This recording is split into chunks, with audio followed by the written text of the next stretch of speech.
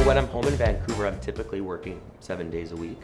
However, about more or less every 6 weeks or so, I'm able to go take an extended long weekend off, whether it be a place like Toronto, it's one of my favorite cities, Los Angeles, Miami, something like that. And at that point, because I'm lucky enough that I work on a team, I'm able to transfer my calls, transfer my emails, so that I can kind of just focus on having fun, relaxing, and decompressing. There are situations where a client specifically just wants to talk to me and doesn't want to be passed off, so to speak, to a business partner. You know what, that's okay, that's just part of the territory, and I love what I do. So if that's the case, then you have to do what you have to do to make people happy, and I don't mind that at all.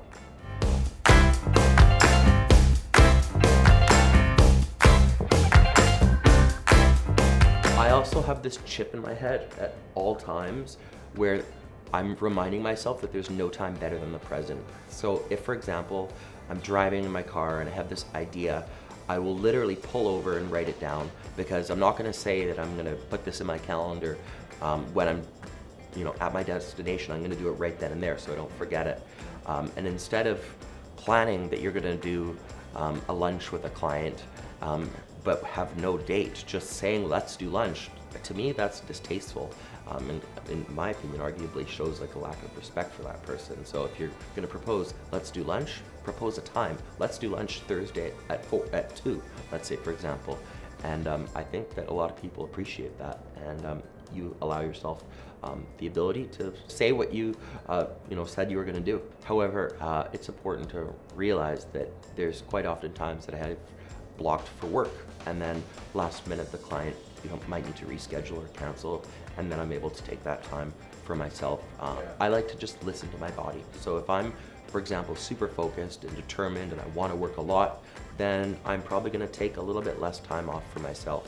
However, there's been periods in my life where I needed more downtime to essentially become as engaged when I'm with my clients, because I'm putting a game face on, and I want to be the best agent that I can be, not only when I'm with them in person, but also, behind the scenes as well, when they need me, whether it be on the phone or email. And so in order for that to happen, I need to ensure that I have an adequate amount of time off.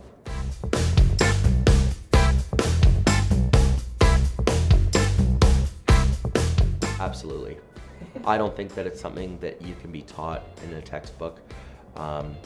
People in real estate want confidence, and sales is not taught in a textbook. I think there are programs that attempt to teach it, but I don't like calling myself a salesman. I honestly don't, because I don't push people into buying or selling real estate. I give them the adequate information, and I brainstorm ideas off them, and I offer my feedback. But at the end of the day, people are their own destiny. They choose whatever they want to do. And one of my favorite things ever is when a client says to me, Ryan, I respect and value what you have to say so much, but I'm going to do the complete opposite. That'll put the biggest smile on my face, because that to me shows you're actually listening, but you still want to, roll the dice and do it the way that you want to do. And it's actually quite common that people, my recommended list price, for example, might be $499, but they feel that they're still going to get $599,000 for their condo, let's say, for example, when, let's say, there's no market statistics to support that price. They never end up getting it. No, they don't. Because I think that Vancouver buyers are probably some of the most savvy buyers in the entire world. They have access to so much information.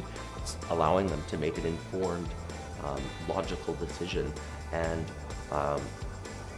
things like staging are wonderful, but at the end of the day, I don't think that you're going to generate a substantially higher price because the color of the walls and the way that the pillows are fluffed, for example.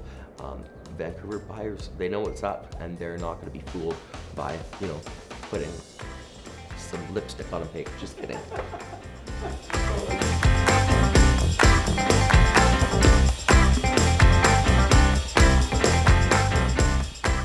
This is not the market to be flipping, so buying condos, putting in substantial renovations, expecting a profit. You can do those in a rising market when the prices are increasing, let's say, for example, in 2016. But if you're to put your place up for sale right now, let's say for example, some tips that I would recommend would be having the place professionally cleaned before the photos are taken. Also doing a purge of a declutter, ensuring that all of the knickknacks that you don't normally use, for example, in the kitchen, they're all put away in your storage locker or boxed away, put at someone else's house during the time that the house is listed for sale. Lighting is very underrated, and investing some money into LED lights and lighting that would just look a lot more inviting and bright, so to speak, is going to speak volumes. People also underestimate the power of eggshell white. I love eggshell white, and it has the ability to transform a space. A lot of the time when people ask me, Ryan, should I redo my kitchen or the landscaping outside of my detached home, my answer is usually no, because you're not going to see that money back, unfortunately. There are situations, of course, where there's exceptions to that, but more or less, you just want to ensure that you're priced sharp and that your home is appealing in terms of aesthetics. But in order for that to be done, it doesn't have to cost you a lot of money. And my team and I, we have a lot of recommendations and also the resources, the people that we can refer you to get these jobs done.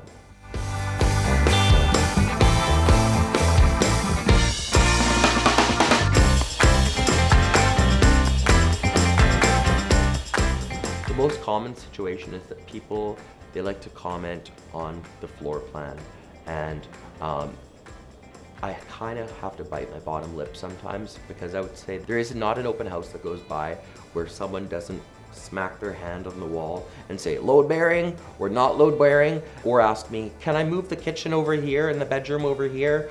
And I mean, of course there's situations where that would be merited, but that kind of is one of my pet peeves. Like, the kitchen was designed by an architect for a reason and it should stay there. And also it will cost you a lot of money to move the kitchen, assuming that the strata will approve that and that you get the adequate permits in place by the City of Vancouver. But yeah, the most common thing that people do when they walk into an open house is they comment on the floor plan and make their recommendations of how it could have been done differently. Yeah. Yeah.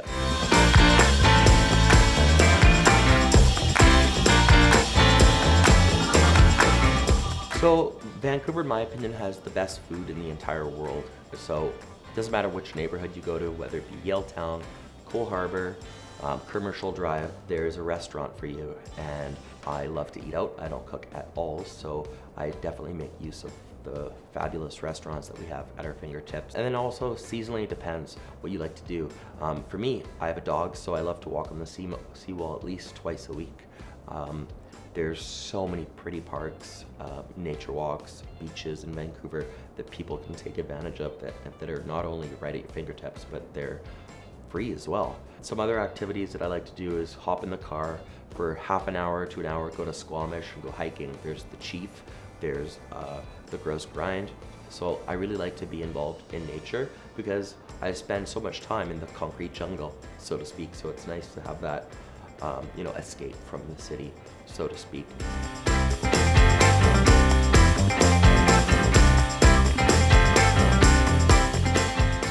Yeah, there's a few different spots that I like to take people that have never visited Vancouver, for example. So within West Vancouver in the British properties, there's a few abandoned houses, as well as lots that I like to drive up to that we can march onto and then jump on the roof of the house and take some selfies with stunning Vancouver city vistas.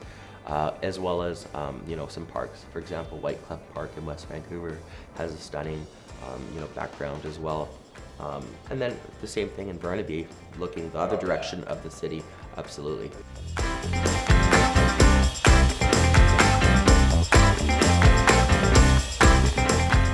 I think it's really interesting that sushi is so good and so inexpensive in Vancouver. So if you go anywhere around the world, whether it be in Spain or Los Angeles, New York, for example, sushi is so expensive. Like lunch is, I don't know, minimum $50 per person. Whereas in Vancouver, as a result of supply and demand, there's so many sushi restaurants, so they have to be competitive with one another. And not only in price, but in terms of the product. And we have so many amazing Japanese restaurants. And I think that they're definitely underrated, and I low-key kind of like it that way because it makes for an awesome lunch option. For sure. Have you been to meet here? I have, yeah.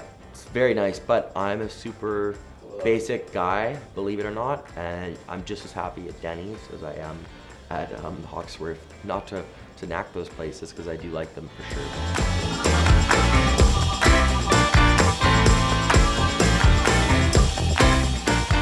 The heavier the better for me. Heavier the better? Yeah. French toast just kind of gets the heavy. Yeah, because you have the egg component of it, right? That's true. Yeah, but a lot of it depends on the toppings that you're going to put on it.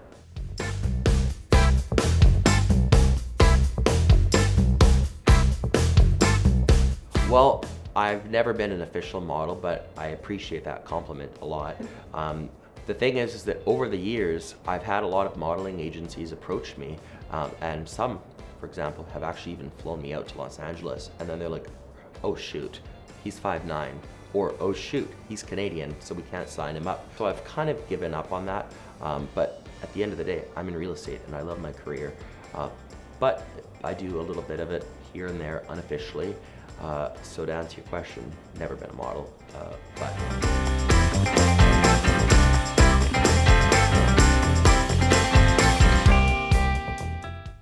I think so, and I think they're a little bit confused. Just kidding. It's a nice compliment for sure, but I wholeheartedly believe that people choose me or someone else as a realtor because they trust them and have a good connection with them, because you're not able to buy real estate if you don't have that connection with that person and you don't feel that they have your best interests at heart.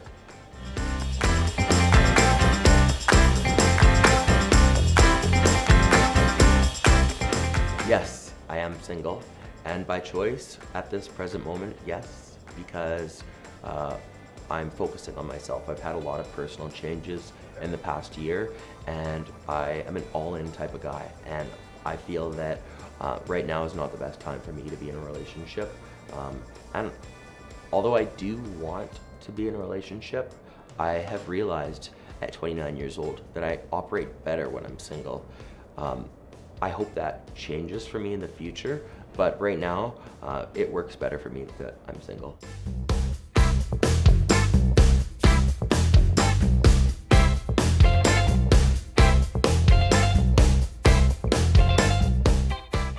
Ideally, it would be someone that is also a business owner or someone that is working in the service industry, so that they can understand that plans change at the drop of a pen, and not to be upset or offended about it. Also, for example, being at the dinner table, I might have to excuse myself to take a call or to edit a contract on DocuSign, and it's tough because also on the flip side, it doesn't make the person feel good when you're on your phone and they're talking, especially at the dinner table.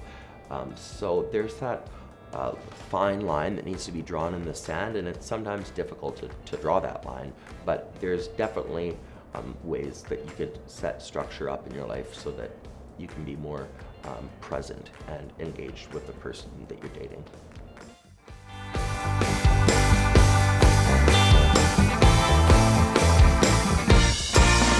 So making friends in the Vancouver gay scene is actually really tough. And I know this from being lucky enough to travel to other cities around the world. I don't like to talk negatively about Vancouver because it's my favorite city in the world. I'm born and raised here. But I will say that the mentality from Vancouverites is a little bit different. I would say more or less Vancouverites are more reserved, and it takes them a lot longer to let someone new into their group of friends. But within my group of friends, I kind of have a reputation, for being known for the guy that is most keen to bring someone new into their group of friends, where that gets balanced out by some of my other friends that aren't necessarily as interested in that. My advice to people moving to Vancouver from another city would be patient, number one, because the mentality here is a lot different. Number two would be to be yourself. Because at the end of the day, you're never going to appease every single person, but just figure out who those people are that you want to be around, be yourself, and then eventually that chemistry is going to be there, and instead of you having to be persistent, follow up with them to hang out with them next, they're going to start initiating the hangouts with you as well. I promise it will happen.